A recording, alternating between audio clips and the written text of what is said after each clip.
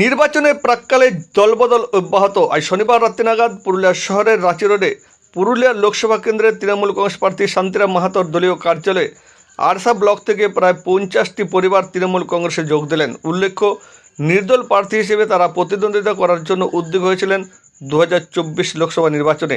তবে মুখ্যমন্ত্রী মমতা বন্দ্যোপাধ্যায়ের যে আদর্শ ও তার উন্নয়ন, সেই উন্নয়নে সামিল হওয়ার জন্যই 50টি পরিবার আরসা ব্লক থেকে যোগ দিলেন তৃণমূল কংগ্রেসে। তাদের হাতে দলীয় পতাকা তুলে দিলেন পুরুলিয়া লোকসভা কেন্দ্রের তৃণমূল কংগ্রেস প্রার্থী শান্তিরাম মাহাতো।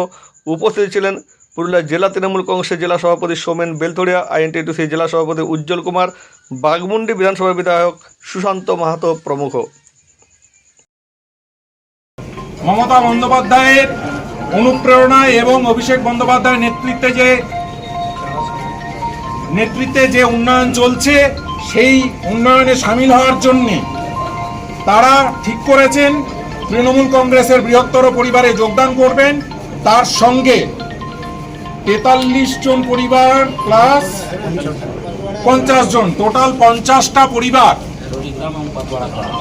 হেরডি এবং পাতোয়ারা গ্রাম, আরসা ব্লক বলে দিয়েছি। তো এরা আজকে আমাদের দলে যোগদান করলেন।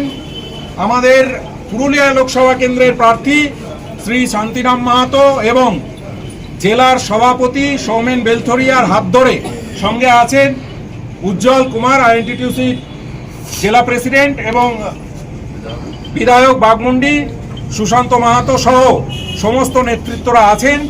আমরা আমাদের এই তৃণমূল পরিবারে ওনাদেরকে স্বাগত জানাই।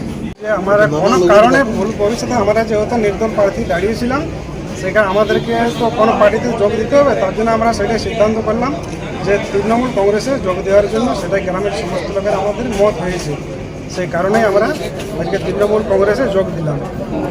আগে কি করতেন? আগামী দিনে কাজ করতে চাই আমরা ভালোভাবে, যাতে জনগণের আমরা ভালো করতে পারি। আগে কোন দল করতেন?